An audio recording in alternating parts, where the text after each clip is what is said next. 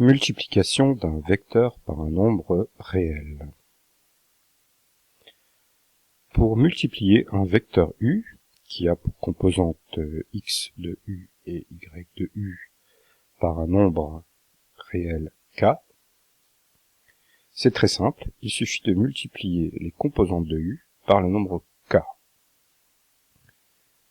Ainsi, le vecteur w, qui serait le vecteur k multiplié par u, pour marquer la multiplication, on met un point, puisque nous avons ici un nombre k et ici un vecteur u. Donc on ne met pas un symbole de multiplier habituel, on met un point. Donc le vecteur w a pour composante k multiplié par xu et k multiplié par yq. Ici nous avons des nombres, xu et k sont des nombres, donc on peut les multiplier classiquement comme des nombres. Donc on voit que c'est relativement simple. Faisons un exemple. On demande de calculer les composantes du vecteur w égale 1,5 fois u. Donc ici 1,5 c'est le nombre k qu'on avait dans la définition. Et ensuite d'en tracer un représentant d'origine O. O, c'est le point origine, c'est l'intersection des axes. Donc pour calculer les composantes du vecteur w, il nous faut déjà les composantes du vecteur u, xu et yu. Donc regardons notre vecteur u, c'est le vecteur AB qui est là. Le vecteur u a pour composante 2 et 3, puisqu'on avance de 2 vers la droite et on monte de 3 vers le haut. Donc 2 et 3 sont les composantes du vecteur u. Nous, on veut calculer w 1,5 fois u, donc on va multiplier les deux composantes par 1,5. On fait donc 1,5 fois 2 qui fait 3, et 1,5 fois 3 qui fait 4,5. Et voilà donc les composantes de w qui est 1,5 fois u. Alors à quoi va ressembler ce vecteur w? On va en tracer un représentant qui a pour origine O. Donc on part de l'origine. Et on avance de 3 vers la droite. Et on monte de 4,5 vers le haut. Ça nous donne ce vecteur bleu, qui est donc le vecteur W. On constate que ce vecteur bleu est parallèle en quelque sorte au vecteur U. C'est-à-dire qu'il est supporté par une droite qui est parallèle à la droite qui supporte le vecteur U. On remarque aussi qu'il a le même sens que le vecteur U. Il va vers la droite et vers le haut, comme le vecteur U. Par contre, il est plus long. Il est plus long que le vecteur U, et vous avez déjà deviné qu'il est 1,5 fois plus long.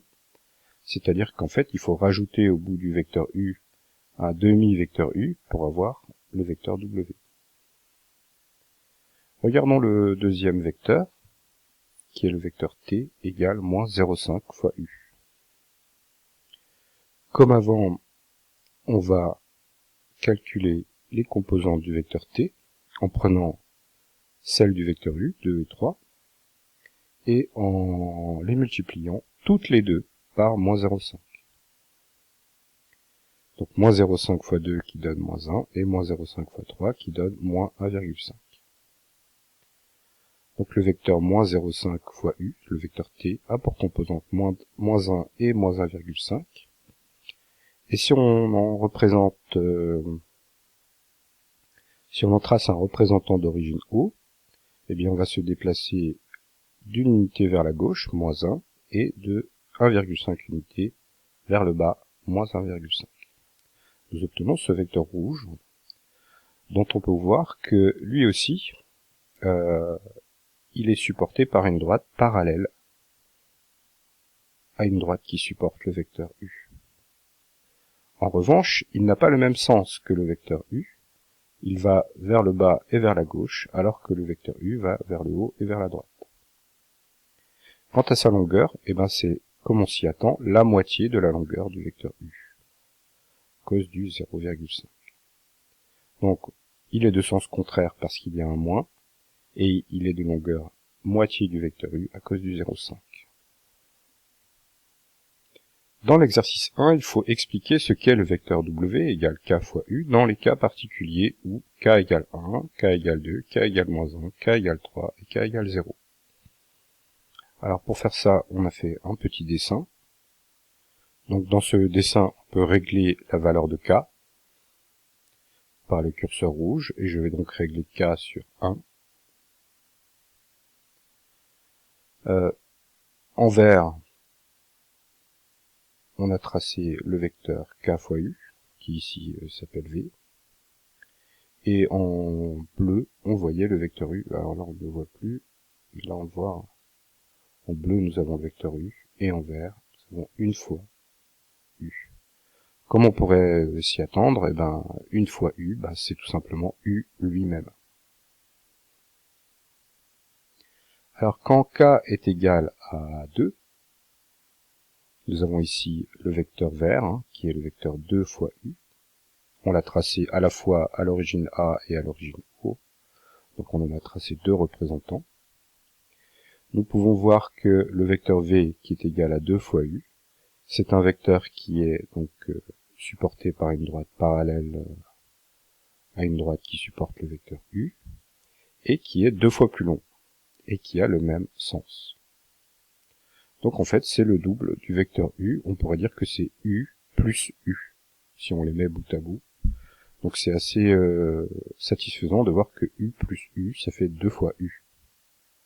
Bon, d'un autre côté, on s'y attendait un peu.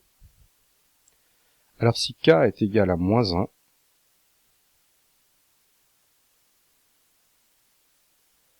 nous voyons que le vecteur v, c'est en fait un vecteur qui a la même longueur que le vecteur u, mais qui est de sens contraire. Donc c'est l'opposé du vecteur u. Donc moins 1 fois u, c'est en fait moins u, l'opposé du vecteur u. Là encore, c'est satisfaisant que moins 1 fois u, ça fasse moins u. Terminons par le cas où k égale 0. Nous voyons que le vecteur vert, on ne le voit plus quand k égale 0, tout simplement parce que ça devient le vecteur nul. Donc 0 fois u, c'est le vecteur nul. Alors récapitulons. Si k égale 1, une fois u, c'est u. Si k égale 2, 2 fois u, c'est u plus u. Si k égale moins 1 fois u, c'est l'opposé de u, c'est moins u. Si k égale 3, je n'ai pas montré sur le dessin, mais c'est pareil que pour 2, donc c'est u plus u plus u. C'est un vecteur qui a 3 fois la longueur de u et le même sens. Et si k égale 0, c'est le vecteur nul. 0 fois u, c'est le vecteur nul. Le théorème. Si donc on multiplie le vecteur u par k, on obtient le vecteur w k fois u. Et si k est non nul, on dira que u et ku ont la même direction. Alors, on va regarder ça sur le dessin. Donc pour un cas non nul positif, nous voyons que u et ku ont la même direction et le même sens. Si k est négatif, nous voyons que u et ku ont la même direction, mais pas le même sens. Donc ça peut être un peu surprenant. Le mot direction dans le chapitre vecteur n'a pas le même sens que dans le langage courant. Des vecteurs qui sont de sens contraire, et qui sont quand même supportés par des droites parallèles, nous dirons qu'ils ont quand même la même direction. Si k est positif, les vecteurs u et w ont le même sens, et bien sûr la même direction. Si k est négatif, alors les vecteurs u et w ont la même direction, mais des sens contraires. Passons à l'exercice 2. On nous donne un vecteur u. Ici, ses composantes sont écrites en ligne. Parfois, on écrit les composantes des vecteurs en ligne, même si nous, on a l'habitude de les écrire en colonne. Ça prend moins de place. Donner dans chaque cas un vecteur w qui possède les caractéristiques requises. Donc dans le petit a, W a la même direction que U, mais pas le même sens, et W est 5 fois plus long que U. Donc, pour que W n'ait pas le même sens que U, il nous faut un nombre négatif. Et pour que W soit 5 fois plus long que U, ben, il faut multiplier par 5. C'est pour ça qu'on va prendre le K est égal à moins 5. On a donc W qui est moins 5 fois moins 1, moins 5 fois le X de U, qui donne 5, et moins 5 fois 3, qui donne moins 15. Et donc le vecteur W sera 5 fois plus long que U, et il sera de sens contraire. Petit b, W a la même direction que U et le même sens, et il est 2,5 fois plus long. Donc on va prendre le K est égal à 2,5 plus 2,5 pour avoir le même sens. Enfin, petit c, W n'a pas la même direction que U, et il est 3 fois plus long que U. Alors là, on a plusieurs possibilités, je vais en donner une. Pour que W soit 3 fois plus long que U, j'ai multiplié par 3. Et pour que W n'ait pas la même direction que U, ce que j'ai fait, c'est que j'ai pris le X de U et je l'ai mis comme Y en Y ici, et le Y de U que j'ai mis en X. Donc j'ai inversé les deux coordonnées, les deux composantes de U, pour être sûr que ce vecteur-là n'aura pas la même direction que U, il ne sera pas parallèle à U. Donc vous pouvez tracer ce vecteur pour vérifier qu'il a bien les caractéristiques requises. Voilà pour ce cours sur la multiplication d'un vecteur par un nombre réel. À bientôt.